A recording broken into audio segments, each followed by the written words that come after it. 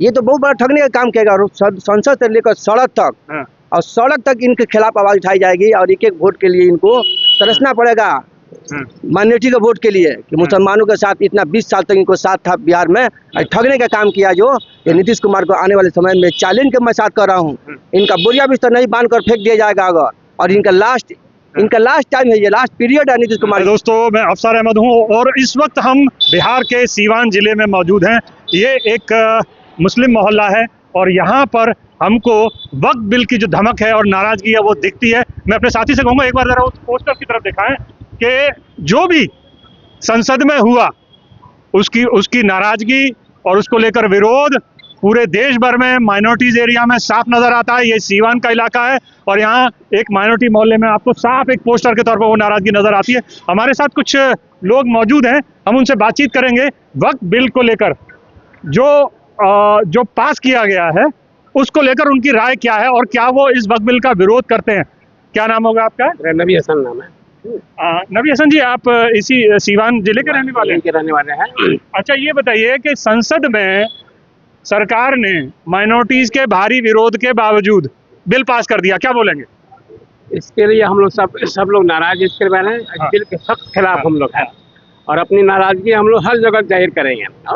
जो संसद में जो है एक तरफा काम हो रहा है, खास करके एक समुदाय के खिलाफ। और अमित शाह है, मोदी जो भी हैं, एक तरफा ये लोग थोप रहे हैं कि कोई भी चीज मुसलमानों पर। इसके पर एनआरसी हुआ, उस पर हम लोग एहतजाज किए। ये जो है वक्फ बिल पर जमीन पर क्यों लोग धावा बोल रहा है? इनकी जो जमीन तो नहीं है, हमारे बाप दादाओं ने पुरखों ने अपनी मर्जी से वक्फ किया है जमीन को, मदरसे में, मस्जिदों में, कब्रिस्तानों में। इसका मतलब उस जमीन को हड़पना चाहता है, हम लोग को बेदखल करना चाहता है यहाँ से। एक तरह से जो मुसलमानों पर बहुत बड़ा अटैक है ये, इसको हम लोग को समझना पड़ेगा। हर तबके के लोगों को, खास करके हर किसी का लोगों पर इस पर अत्याचार होगा। आज हमारी बारी है, कल ईसाइयों की होगी, कल बुद्धिस्टों की होगी, मतलब कोई नहीं बचेगा। बारी बारी सब इसके लपेटे में आएंगे। हम इसके सख्त खिलाफ हैं, सब विरोध करते हैं हम इनका। बहुत अच्छी बात है। जरा आप एक सेकंड इधर यहीं आएंगे, बस यहीं खड़े रहिए। क्या नाम होगा आपका? एहतसामुल हक। एहतसाम साहब, मैं एक सवाल करूंगा। जैसे कि उन्होंने कहा कि ये बिल जो पास हुआ उसका एक बड़ी भागीदार जनता दल यूनाइटेड भी है और वो बाकायदा संसद में उसने वक्फ बिल का समर्थन किया था। तो आप ये बताइए कि दो बातें एक साथ कैसे हो सकती हैं? देखिए, अफसोस इस बात के कि इस देश को आज़ाद कराने के लिए जो कुर्बानियाँ मुसलमानों ने दिया है, आज ये देश जो आज़ाद है और सभी लोग आज़ादी की ज़िंदगी जी रहे हैं, इसमें कहीं ना कहीं हमारे उलमा, हमारे आलिम, हमारे मौलवियों की बहुत बड़ी देन है और मुसलमानों की। और हमेशा कोई ना कोई दल मुसलमानों को ठगने का काम किया है। और रही भारतीय जनता पार्टी का एक एजेंडा है कि वक्फ बिल के नाम पे मुसलमानों को उनके जो संपत्ति हैं, जो उनके जो अधिकार हैं, जो हमारे बाप दादा ने दिया है, वक्त किया है, जो उसको छीना जाए। अगर इसके पहले जैसे क्या नाम ईसाई हैं, आपके दलित समाज, ये सब ट्रस्ट है, अगर उसको समाप्त करते तो फिर कोई बात होती। डायरेक्ट अल्पसंख्यक समाज के वक्फ बोर्ड को आपने समाप्त किया, इसलिए इससे लगता है कि मुसलमानों के सम्मान को, मुसलमानों पे आप अत्याचार कर रहे हैं और मुसलमानों के अधिकार को छीनना चाहते हैं। और ख़ास करके जिस जदयू को बिहार के मुसलमानों ने बिहार का अपना रहनुमा मान के माननीय नीतीश कुमार जी को मुसलमानों के साथ उन्होंने छल करने का काम किया है। और मुसलमान अब चुप नहीं, अपने अधिकार के लिए हुआ। बीच में 15 साल मोदी ने तरह तरह के पीड़ित मुसलमानों को किया। अब मुसलमान चैन से बैठने वाला नहीं, अपने अधिकार की खुद स्वयं लड़ाई लड़ेगा और मुंहतोड़ जवाब देगा मुसलमान। और बिहार में आने वाले 2025 में चट्टानी एकता के साथ मुसलमान एकजुट होकर नीतीश कुमार की औकात को बता देगा। जो मुसलमानों के साथ धोखा करेगा वो रूट पर आएगा। मुझे ये बताइए कि इतनी सारी बातचीत हुई, सरकार को कोई फर्क नहीं पड़ा? और सबसे बड़ा जो सवाल मैं आपसे इसलिए पूछ रहा हूँ, बिहार में माइनॉरिटीज बड़ी संख्या में नीतीश कुमार की पार्टी जेडीयू को वोट करता है, तो उसके बाद भी धोखा, बहुत बड़ा धोखा है ये मुसलमानों के खिलाफ। हम लोग जो उन पर एतबार किया हर तरह से, भाई आज नहीं तो कल, कल नहीं तो अभी, नहीं तो कल, ये जरूर हमारे पक्ष में वोट करेंगे, हमसे हमारे साथ धोखा नहीं करेंगे। लेकिन इन्होंने बहुत बड़ा धोखा किया है। हम लोग ऐसी उम्मीद नहीं थे कि जब ये कल नीतीश कुमार हम लोग साथ इस तरह का धोखा करेंगे। लेकिन हम लोग इनको सबक सिखाएंगे। 2025 के इलेक्शन में एक तरफा वोट जाएगा, जो भी हमारे साथ होगा उसी को हम लोग वोट करेंगे। ठीक। अच्छा ये बता, आपका क्या नाम है? गुलाम नबी। हाँ, गुलाम नबी मेरा नाम है। गुलाम नबी। अच्छा एक बात बताइए कि विरोध हुआ, प्रदर्शन भी हुए, आप जंतर मंतर पर भी प्रदर्शन हुआ, लेकिन लगता है सरकार ने ऐसा लगता है जैसे कम्युनिटी को ठेंगा दिखाया। देखिए अभी आपने एक बात पहले कहा था कि जदयू का क्या स्टैंड था। हाँ, मैं आपको साफ कर देना चाहता हूँ कि माननीय गृह मंत्री अमित शाह जी बिहार आए थे हाँ, और डील हुआ था नीतीश कुमार जी से हाँ, कि आप हमारे बड़े भाई का हाँ, समर्थन कीजिए, मैं आपको संसद में इस वक्त बिल का पास करने के लिए मैं अपने सारे एमपी को हाँ, आपको सपोर्ट करूंगा। हाँ। ये तो डील हुआ यहाँ पे। हाँ, नीतीश कुमार डील किया, हाँ, चिराग पासवान ने डील किया हाँ, और इस सब मुद्दा को भटकाने के लिए हाँ, ये वह बिल संशोधन लाया गया हाँ, सिर्फ मुसलमानों को प्रताड़ित करने के लिए। हाँ। हमारे कहने का मतलब ये है कि केंद्र सरकार जो है, केंद्र सरकार ने हाँ, ये वह बिल के जो संसद में लाई है बिल, हाँ। ये लाने की जरूरत क्या है? सिर्फ मुद्दा को भटकाने के लिए। जैसे नहीं, तो भटक तो आप भी रहे हैं ना। हम कैसे भटक? आप उनसे ये कह रहे हैं, आप भी तो धनाधन वोट डालते हैं, वोट डाल के तो आपने नेता बनाया था। अभी तो सिखाएंगे ना, वक्त आ गया ना, 5-7 महीना का टाइम है ना। हाँ। अभी हम सिखाएंगे जदयू को, हाँ, नीतीश कुमार को। हाँ, अब तो नीतीश कुमार को कोई भी अगर मीडिया कर्मी जाकर पूछ रहा है कि आपने क्या किया बिल संदर्भ, तो उन्होंने तो जवाब नहीं दे रहा ना, हाथ जो चले जा रहे हैं। हाँ, ये तो बहुत बड़ा ठगने का काम किएगा। और संसद से लेकर सड़क तक, हाँ, और सड़क तक इनके खिलाफ आवाज उठाई जाएगी और एक एक वोट के लिए इनको तरसना पड़ेगा, हाँ, माइनॉरिटी के वोट के लिए, कि मुसलमानों के साथ इतना 20 साल तक इनको साथ था बिहार में, और ठगने का काम किया जो ये नीतीश कुमार को आने वाले समय में चैलेंज के मैं साथ कर रहा हूँ। इनका बोरिया बिस्तर नहीं बांध कर फेंक दिया जाएगा अगर, और इनका लास्ट टाइम है, ये लास्ट पीरियड है नीतीश कुमार जी का। अब ये नहीं चलने वाले हैं बिहार में। अब ये डबल इंजन जो सरकार बन रहे हैं ना, डबल इंजन सरकार, ये लोग बेवकूफ जो बना रहे हैं अल्पसंख्यकों को, अभी नहीं बना पाएंगे। अब सड़क से लेकर संसद तक जो आवाज उठ रही है, और ये कहाँ तक आवाज जाएगी। और नीतीश कुमार ही ऐसे आदमी थे ना कि इस बिल को रोक सकते थे, लेकिन मुसलमानों के साथ पीठ में नहीं, पीठ में छुरा घोंप दिया नीतीश कुमार जी ने। ये बहुत तकलीफ और बहुत दर्द के साथ मैं आपको बयान कर रहा हूँ। ये ऐसा इनको नहीं करना चाहिए। नीतीश कुमार जी को बहुत भरोसा था नीतीश कुमार जी पर, लेकिन उन्हें लास्ट में समझ जाते थे कि इतिहास लिखाएगा नीतीश कुमार जी के नाम से, कि इतिहास में ये दर्ज होगा कि ये पलटू राम नहीं है, उससे भी बड़े ये राम हैं, जो राम को ठग करके और माइनॉरिटी को ठग करके ये राम का नाम अलाप रहे हैं। ये ना हिंदू का है ना मुसलमान के हैं, ये सिर्फ अपने कुर्सी के लिए हैं, ये सिर्फ कुर्सी का इनका है।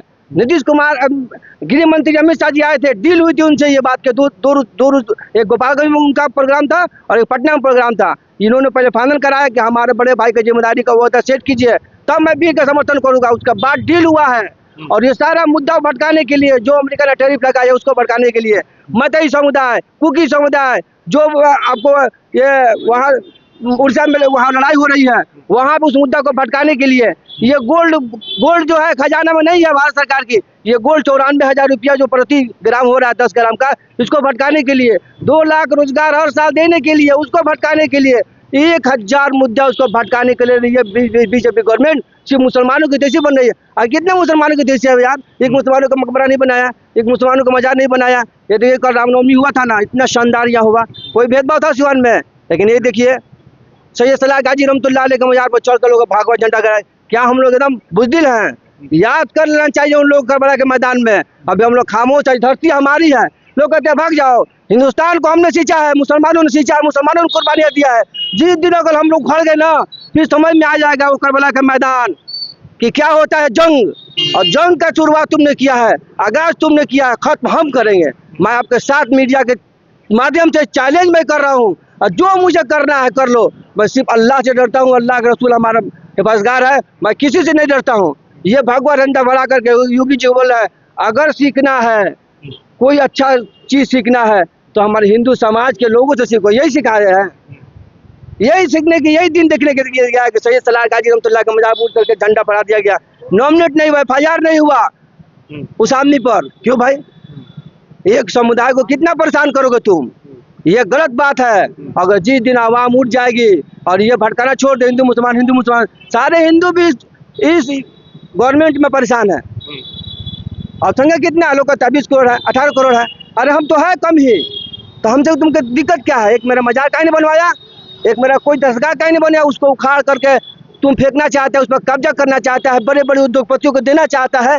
अब यही खाली जमीन जायदाद का तुम्हारा धर्म रह गया है, कर्तव्य रह गया है।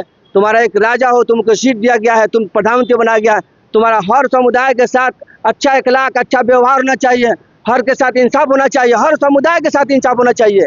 ये नहीं कहा जा रहा है कि तुम सिर्फ हिंदू को तमाम धर्म वाले करो, मुस्लिम धर्म वाले को, अल्पसंख्यक करो, है ना, माइनॉरिटी करो, ये नहीं कहा जा रहा। हर आदमी के साथ आपको एक पूरे प्रधानमंत्री पूरे देश के लिए है ना जी, कि कम्युनिटी के लिए है, पूरे देश के लिए ना प्रधानमंत्री बनाया गया है, तो पूरे देश के लिए आप कीजिए। आप ये बिल संशोधन ला करके वह बिल संशोधन क्या साबित करना चाहते हैं जनाब? माननीय प्रधानमंत्री नरेंद्र मोदी जी, मैं आपसे पूछ रहा हूँ कि ये क्या कर रहे हैं आप? वह बिल ला करके इसमें आपको क्या फायदा हो रहा है? या अगर कोई फायदा हो रहा है मुसलमानों को तो उसको ला कर पब्लिक डोमेन में किया जाए। माननीय नीतीश कुमार जी इतने बड़े झूठे मुख्यमंत्री हैं कि बोले कि हमारे 5 प्रस्ताव को उन्होंने मान लिया। वो 5 प्रस्ताव जो आपने लिख कर दिया है वो पब्लिक डोमेन में आया है कि 5 प्रस्ताव क्या दिया है? आपको बात बताएंगे। चंद्रबाबू नायडू बोल रहे हैं, चिराग पासवान बोल रहे हैं कि हमने 5 प्रस्ताव दिया है। कौन सा 5 प्रस्ताव दिया है? उसको पब्लिक डोमेन में लाया है, माइनॉरिटी डोमेन में लाया है कि मैंने ये चीज दी आप लोग के हिफाजत के लिए, मैं आपके साथ हूँ, मैंने ला दिया है। एक प्रेस कॉन्फ्रेंस करा दिया संख्यकों को, नेताओं को। कल तक जो कह रहा था कि नहीं मैं इसके खिलाफ हूँ, आज पार्टी के दबाव में कर रहा है नहीं ये अच्छा हुआ है। तो कौन सा अच्छा हुआ है? माइनॉरिटी के लोगों को बताओ। 5 संशोधन जो तुमने दिया था गवर्नमेंट को कि हमारे 5 संशोधन दिया है, उसमें लोग बात में कौन सा संशोधन दिया गया? इस पब्लिक डोमेन में लाना चाहिए नहीं लाना चाहिए? ये मुसलमानों के बीच, माइनॉरिटी के बीच लाना चाहिए नहीं लाना चाहिए? तब मैंने दे दिया, क्या दिया भाई? आम दिया, इमली दिया, क्या दिया? कौन सा बात किया नरेंद्र मोदी जी से? और तुमने सपोर्ट कर दिया, संशोधन कर दिया, बिल पास हो गया, उससे क्या हो जाएगा? उसके पहले तुमने 3 तलाक पास किया, क्या हो गया? 370 पास किया, क्या हो गया? राम जन्मभूमि पास किया, क्या हो गया? मुसलमान के रोड पे आ गए, भीख मांगने लगे। अरे मुसलमान वो कौम है देकर खाता है, लेकर नहीं खाता है किसी से, देकर खाता है। इतिहास गवाह है। और पूर्वजों का इतिहास पढ़ो, तुमने इतिहास को बदलना शुरू किया है ना, ये इतिहास बदलने वाला चीज नहीं है। इस देश को कुर्बानी के लिए जो हम लोगों ने अपने वतन के लिए दिया है, ये इतिहास गवाह रहेगा और सदियों तक गवाह रहेगी इतिहास। ये लोगों ने कुर्बानी दिया है, ये कुर्बानी हम लोगों ने दिया है, ये इतिहास भूलना नहीं है। कभी बोलता है ये बंद करा दो, कभी बोलता है ये बंद करा दो। अरे भाई क्या, तुम रोजगार पे बात करो, इंफ्रास्ट्रक्चर पर बात करो, मेडिकल पर बात करो, तमाम जो रोजगार है मुहैया कराओ, उसको कराओ पब्लिक को। आदमी जो इंजीनियरिंग छात्र हर साल 5 लाख निकल रहे हैं, रोजगार नहीं है, नौकरी नहीं है, उस पर बात करो ना, उस पर बहस करो ना भाई। जो बात, देखिए मैं किसी पार्टी पॉलिटिक्स बेस पर नहीं बोल रहा हूँ, मैं क्या आम आदमी हूँ, लेकिन जो बात कांग्रेस के लीडर राहुल गांधी और माननीय लालू प्रसाद यादव जी के बेटे तेजस्वी यादव ने जो कहा है, वो बात सही कहा है कि ये चीज बीजेपी कर रही है, वो चीज सामने आ रहा है। राहुल गांधी की एक बात, डिमोनेटाइजेशन, वही बात सही है, उसमें भी घोटाला हुआ। क्या आतंकवाद बंद हो गया? 2000 का नोट आया, बंद हो गया, पब्लिक से पूछ कर बंद किया गया, पब्लिक से पूछ कर लाया गया। कहाँ आ गया 2000 का नोट? कौन सा बिल में घुस गया 2000 का नोट? कैसे बंद हो गया 2000 का नोट? ये आतंकवाद खत्म हो गया, आतंकवाद खत्म हो गया। सारे आतंकवाद, सारे जो भी घटना हुआ है बीजेपी के गवर्नमेंट में घटना हुआ है जनाब। इस बात को नरेंद्र मोदी को समझना चाहिए कि पब्लिक को सिर्फ अच्छा व्यवहार करो, रोजगार दो, बिजनेस दो, इंफ्रास्ट्रक्चर दो, मेडिकल दो, इंस्टीट्यूट दो, इसमें पब्लिक अगर भागीदारी करेगी देश तरक्की करेगा। सब देश को तरक्की करने का काम है, सब अच्छा काम करो, ना कि एक दूसरे समुदाय को लड़ा दो, है ना, फ्रिक्शन डालो, है ना, और वही अंग्रेज की हुकूमत वाला काम करो, है ना, बस यही काम है। आज ही की बात है, जो टैरिफ लगाया है अमेरिका ने, उस मुद्दे से भटकाने के लिए ये गवर्नमेंट तरह तरह के जो है मुद्दे, आज सेंसेक्स जो है 2700 अंक डाउन किया है, लाखों करोड़ रुपया पब्लिक का डूब गया उसमें, इसका कौन जिम्मेवार है? सेंसेक्स 2700 किया है, कल निफ्टी का 900 सेंसेक्स नीचे गया है। इस मुद्दे से भटकाने के लिए ये सब मुद्दा उठाया जा रहा है, कब्रिस्तान का, तो जमीन का। ये जो टैक्स जो डूबा है पैसा 9 लाख करोड़ पब्लिक का, किस पे जाएगा? हम पर जाएगा, आप पे जाएगा, आपको भी देना पड़ेगा, हमको भी देना पड़ेगा। मेरा कुछ सवाल है, मैं आपसे भी पूछना चाहूंगा। क्या नाम लिखा है आपने? नूर हसन। नूर हसन जी, एक बात बताइए, नाराजगी अपनी जगह है, एक बात बताइए, बड़ा सवाल है, मैं बड़े सवाल की तरफ बढ़ रहा हूँ कि वोट सबको दिया जा रहा है, अपना नेता नहीं बनाया इतने दिनों में। अब वही तो है, सब हम लोग जो है एक दूसरे के पीछे लगे हुए हैं। हम खड़े होंगे तो ये काटेंगे, ये खड़े होंगे तो हम काटेंगे। 18% अभी आया ना मुस्लिम का सर्वे हुआ, 18% मुस्लिम है, 14% यादव है। हम लोग यादव के पीछे पड़े हुए हैं। अपना नेता नहीं कोई, सबसे लीडरशिप नहीं है, सबसे प्रॉब्लम यही है ना। आप इधर आओ। यही प्रॉब्लम है ना। क्या नाम है आपका? कैफ अहमद कैफ, ये बताओ कि ये जो वक्फ बिल पास हुआ, जी एकदम काला कानून है। माइनॉरिटी के इतने विरोध के बावजूद भी वक्फ बिल पास हो गया आराम से, और उसमें जेडीयू ने जो बड़े माइनॉरिटी की बात करती थी उसी ने धोखा दे दिया। क्या बोलो? पहले नीतीश कुमार को हम अच्छा मानते थे, सारे मुसलमान अच्छा मानते थे। अभी उनका विचारधारा एकदम संघी विचारधारा हो गया है, एकदम आरएसएस का विचारधारा उनका हो गया है। अब आने वाले टाइम में हम लोग पुरजोर विरोध करके बता देंगे कि वो कितना बड़ा गलती किए हैं। जी। अच्छा, एक चीज है, और लोग कह रहे हैं कि बीजेपी बोल रहा है कि ये मुसलमानों के अच्छा के लिए वक्फ बिल। कब से मुसलमान की हिमायत में सोचने लगा बीजेपी? हमेशा उनके साथ गद्दारी ही किया, सब किया, तो कैसे वो हमारी हिमायत में कर रहे हैं? ये एकदम गलत बात है। ये हमारे पूर्वज का दिया हुआ जमीन है जो अभी हड़पने का कोशिश किया जा रहा है। ये हमारे पूर्वज का जमीन, हम क्यों किसी को भागीदारी इसमें देंगे? ये हमारे दादा परदादा का अकेला बेटा था, उनका कोई बेटा नहीं था, तो लोग वक्फ में दे रहे थे अपना जमीन, तो हम क्यों किसी को दें? नहीं देंगे हम किसी को। इसके लिए हम लोग रोड पे आना होगा, जो करना होगा वो सब करेंगे। अच्छा, एक बात बताइए, जैसे उनका एक तर्क है कि वक्त में करप्शन होता था, जी, तो आपको ये बात हजम होती है? एकदम करप्शन नहीं होता था, ये हड़पने का कोशिश किया जा रहा है। कैसे बीजेपी हमारे हिमायत में सोच सकता है? ये तो एकदम सरासर गलत है। सारे मुसलमान सोच ले, बीजेपी कभी हमारी हिमायत में सोच ही नहीं सकता है। ये सब हमें ठगने का काम किया जा रहा है। जी, क्या नाम है आपका? मोहम्मद इमरोज। इमरोज, एक बात बताओ, आप युवा हो और आप उस उम्र में हो जो आपने बीजेपी की गवर्नमेंट अभी देख ली, और जो भी उन्होंने कार्रवाइयाँ की हैं, जिस तरह के वो बिल लाए हैं, जब से हम लोग संभाले तब से बीजेपी ही देख रहे हैं, लेकिन अभी तक कोई भी हमारे अच्छे के लिए बीजेपी नहीं किया हमारे लिए। कभी आर्टिकल 370 लाया, कभी 3 तलाक लाया, कभी बाबरी मस्जिद का किया, हमेशा हमारे साथ बुरा ही किया। ऐसा लगता है कि प्रधानमंत्री मुसलमानों के लिए, मुसलमानों के प्रधानमंत्री नहीं है, सिर्फ और सिर्फ हिंदुओं के प्रधानमंत्री, मुसलमान के प्रधानमंत्री वो नहीं है। हाँ, बोलिए। ये जो बिल आप देखते हो कि सरकार ने नाराजगी थी, असहमति थी, उसके बाद भी बिल पास कर दिया, किस तरह से देखते हो आप? सबसे पहले बात है साहब, 240 इन लोग के एमपी है, एमपी में एक भी मुस्लिम नहीं है, एक भी इसमें माइनॉरिटी का। किरण रिजिजू जो बना हुआ है मिनिस्टर जो है ना, वो मुस्लिम है, जो उसको माइनॉरिटी का मिनिस्टर बना दिया। वो हमारे धर्म पे फैसला करेंगे, 5 साल के मुसलमान होगा तो उसको बिल में आएगा, क्या उस पे लागू होगा? वो बताएगा हमको कि हम मुसलमान है कि कौन हिंदू है, वो बताएगा हमको। अगर आप देखा जाए, चाइना इतना कब्जा कर रहा है, उस पे मोदी जी नहीं देख रहे हैं, किरण रिजिजू नहीं देख रहे हैं, अमित शाह नहीं देख रहे हैं। चाइना कहाँ कितना कब्जा कर लिया है, और यहाँ बिल पास हो रहा है, वो जाके वो घूम रहा है, जाके मोदिया घूम रहे। एक बार भी असेंबली में आया, इतना बड़ा फैसला था कि 12 घंटा चला संसद, 12 घंटा चला, 2 बजे रात में फैसला आ जा रहा है कि पास हो गया। इतना हक में आप देश के लिए कह रहे थे, देश आगे बढ़ गया रहता। 12 घंटा हुआ था ना फैसला, 2 बजे रात में बिल पास हो गए हैं। देश के हित में होता है, कुछ अलग बात है, फैसला हो गया रहता। आप बताइए, रोजगार का तो कुछ दे नहीं रहे हो, नौकरी तो दे नहीं रहे हो, बिल पास कर रहे हो, मुसलमान के खिलाफ में बोल रहे हो। अगर अभी हम बोल देंगे हमारे घर पे बुलडोजर चल जाएगा। ये सब तो बोल देंगे, कानून कोर्ट है ये नहीं, कोर्ट भी आप ही के हाथ में है। सबसे पहला बात, इसमें जो सीओ जो बन रहा है वो गैर मुस्लिम है। अब गैर मुस्लिम को क्या पता है इस्लाम के बारे में? उसे पता है? सच्चर कमेटी का क्या मेंबर मुस्लिम बन सकता है? जो बोले सच्चर कमेटी में कितनी जमीनें हैं आपको तो पता होगा, आप तो मीडिया वाले हैं। उसमें क्या मुस्लिम बन सकता है?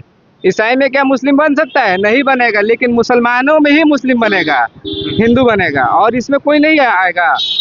सबसे पहली बात आप ये देखिए, जितनी जमीनें हम लोगों की है, क्या देश के पास पैसा नहीं है जो मुसलमान की जमीन बेच के देश चलाएंगे?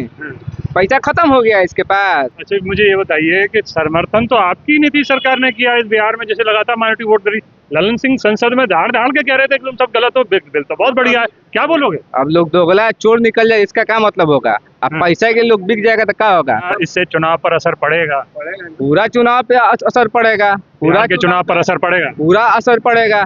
एक 4% का सीएम बन सकता है, एक 3% का सीएम बन सकता है, एक 12% का सीएम बन सकता है, लेकिन 18% वाला सीएम नहीं बन सकता है। 18% की माइनॉरिटी की आबादी है, वो सीएम नहीं बन सकता है। उसका भी तो हक होगा ना, क्या सिर्फ यूज के लिए लोग हैं? लोग अभी भी वक्त है, अगर एक नहीं होगा तो यही हाल होगा। अभी भी वक्त है, अपना रहनुमा लोग ढूंढ ले। अपना आपको भी लगता है कि लीडरशिप की कमी है? लीडरशिप कमी, एक अवैसी कितना कुछ करेगा? एक वही तो एक बोलता है, एक अवैसी कितना कुछ करेगा। लोग उसको भी लोग वोट कटुआ कहते हैं। अरे एक बार तो सपोर्ट तो करो उसको, सपोर्ट को उसके बाद ना पता चलेगा कौन क्या है क्या नहीं है। 240 में एक भी मुस्लिम है उसमें नहीं, एक भी मुस्लिम उसमें नहीं है। आप माइनॉरिटी का बात करते हो, मुस्लिम तो एक भी नहीं है, वो माइनॉरिटी का बात करते हो आप। तो दोस्तों आपने सुना माइनॉरिटीज में वक्फ बिल को लेकर भयानक नाराजगी है। और मैं आपको ये और बता दूं कि बिहार के माइनॉरिटीज इस बार नीतीश को लेकर बहुत नाराज है और सबक सिखाने की ठाने हुए हैं। नीतीश के लिए ये फैसला बहुत महंगा साबित होने वाला है। उनको माइनॉरिटीज़ के वोटों से हाथ धोना पड़ सकता है और ये उनके लिए बड़ी विचित्र स्थिति है। और वो इससे कैसे संभालेंगे, माइनॉरिटीज़ को कैसे मनाएंगे, ये आने वाले टाइम में देखना होगा कि वो इस सब चीज़ों को कैसे हैंडल कर पाते हैं। नीतीश जो हर चीज़ को मैनेज करने के लिए माहिर माने जाते हैं, माइनॉरिटी को मना पाएंगे या नहीं मना पाएंगे, ये अभी देखना बाकी होगा। दोस्तों